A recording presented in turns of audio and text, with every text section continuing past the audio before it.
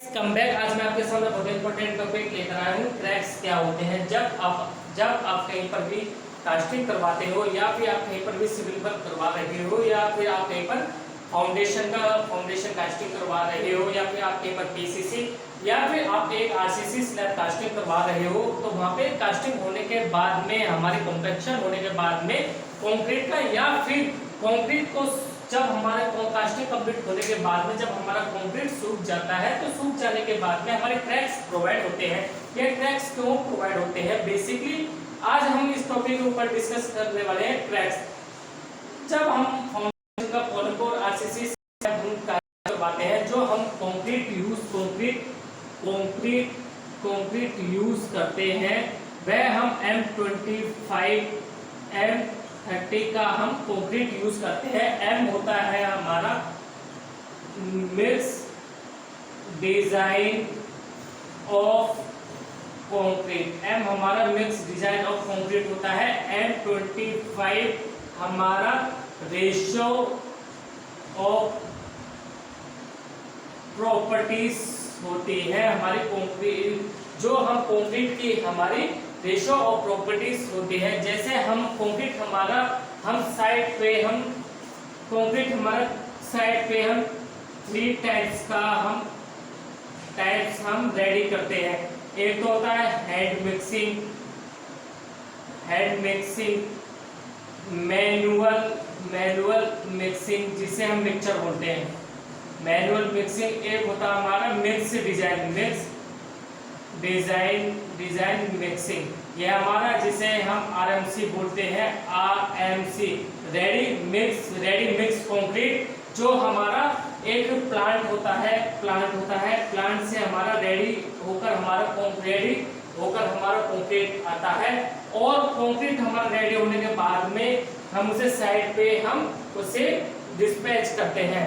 तो ये कंक्रीट हमारा ये होता है। जब हम कास्टिंग करवाते हैं तो हमारा कास्टिंग करवाते समय हमारा जो कंक्रीट का जो टेम्परेचर होता है, कंक्रीट का टेम्परेचर हमारा 18 डिग्री टू 28 डिग्री सेल्सियस हमारा कंक्रीट का टेम्परेचर होना चाहिए। जब हम स्लैब की कास्टिंग करवाते हैं तो हमारा टेम्परेचर एक्चुअली एटमॉस्फेयर का टेम्परेचर हमारा 20 degree Celsius to 30 degree Celsius हमारा मौसम का जो टेम्परेचर होता है, एटमॉस्फेयर टेम्परेचर, ये हमारा होना चाहिए। क्रैक्स आते हैं हमारे इसलिए जनरेट होते हैं जो हम कंक्रीट में रेशो ऑफ सीमेंट यूज करते हैं। रेशो ऑफ सीमेंट यूज करते हैं।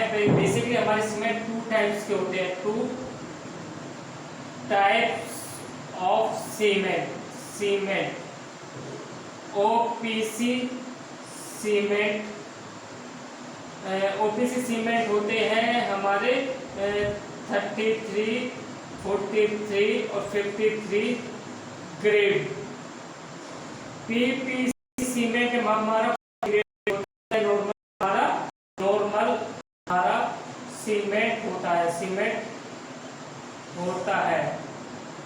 33, 43, 53। ओपीसी सीमेंट में हमारी क्ले होती है।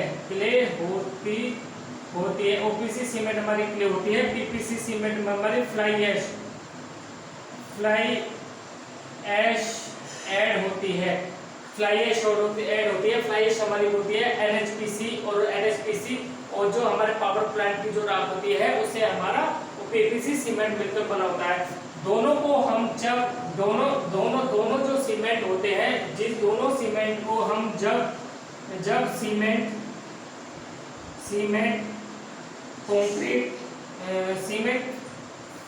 Fine aggregate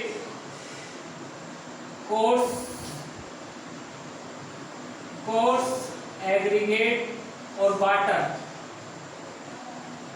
cement, fine aggregate, coarse aggregate, water, जब ये आपस में मिलते हैं, आपस में मिलने की वजह से आपस में मिलने की वजह से तो इनकी एक रिएक्शन होती है, इन चारों की एक रिएक्शन होती है।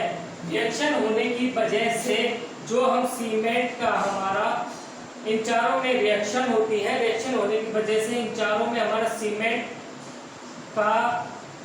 सीमेंट में हमारी हीट ऑफ हाइड्रेशन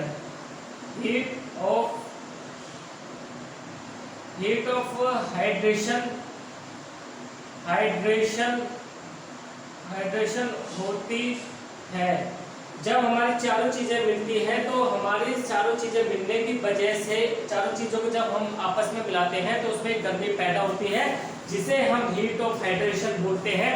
उस हीट ऑफ हाइड्रेशन को रोकने के लिए जब हम कास्टिंग करवाते हैं तो जब हम कास्टिंग करवाते हैं तो हमारी 18 degree Celsius to 28 degree Celsius, हमारे उस 18 से लेकर और 28 डिग्री के सेल्सियस के बीच में हमारी वह हीट ऑफ हाइड्रेशन होनी चाहिए। अगर हमारी 28 से ऊपर हीट ऑफ हाइड्रेशन जाती है तो उस कंक्रीट में क्रैक्स जनरेट होंगे।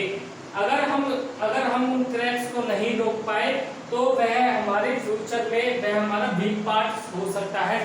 जो जिस जगह पर हमारे क्रैक्स आते हैं तो वह क्रैक्स वह स्लैब का वीक पार्ट हो सकता है। तो क्रैक्स को रोकने के लिए हमें जब हम यह रेशो जनरेट करते हैं तो हमारे क्रैक्स को रोकने के लिए हमारे फाइबर आते हैं। वह फाइबर आते हैं, उस फाइबर को हम 50 केजी सीमेंट में 1.5 केजी हम मिलाते हैं उन क्रैक्स को रोकने के लिए। जब भी और क्रैक्स को रोकने के लिए जब हमारी स्लैब की कास्टिंग हो जाती है तो कास्टिंग होने के बाद में हमें उस स्लैब में हमें प्रॉपर तरीके से क्यूरिंग करनी चाहिए। और क्यूरिंग हमें एक दिन में 5 या 6 या 7 बार हमें तराई करनी चाहिए। और जो हमारे सीमेंट के जो बैग होते हैं, जो घनीस बैग बोलते हैं, जिसे हम घनीस बैग बोलते हैं, और जो हमारी जूट की बोरी होती है, चाहे हमारी आरसीसी स्लैब हो या फिर फाउंडेशन हो या फिर हमारी पॉलीमर, तो हमें उन घनीस जो हमारी जूट की बोरी होती है हमें उनके ऊपर उन्हें बिछाना है। बिछाने के बाद हमें उसकी प्रॉपर तरीके से क्यूरिंग करते हैं। तो अगर आप कहीं भी कास्टिंग करवा रहे हो तो यह पर्पस होता है हमारा क्रैक्स जनरेट होने का। जब भी आप कोशिश करें कि जब भी आप कास्टिंग करवाएं तो हम इन क्रैक्स को हम कम से कम कर सके। तो गाइस, अगर आपको मेरी वीडियो अच्छी लगी हो तो आप मेरे यूट्यूब चैनल को लाइक करें, शेयर करें और सब्सक्राइब करें, और ऐसे ही आपको इन्फॉर्मेशन वीडियो मिलती रहेगी।